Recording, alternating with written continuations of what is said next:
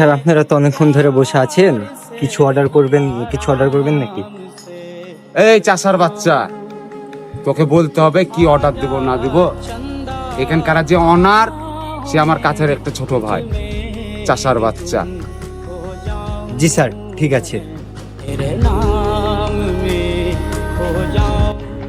হে ভাই, ছেলেটার সাথে তুমি বোধহয় খালি খারাপ ব্যবহার করলা, এটা ঠিক হলো না ভাই। আরে এভাবে বলছিস কেন?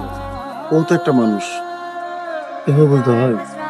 জানিস এরা এরকমই, এদেরকে এগুলা না করলে ঠিক হবে না। ভাই, আল্লাহ কিন্তু সবই দেখছে, ঠিক আছে?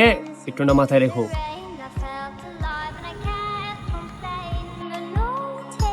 হ্যালো, কি কারখানাতে আগুন ধরে গেছে? ভাই, আগেই বলেছিলাম উপরে একজন আছে, সব দেখছে, ঠিক আছে?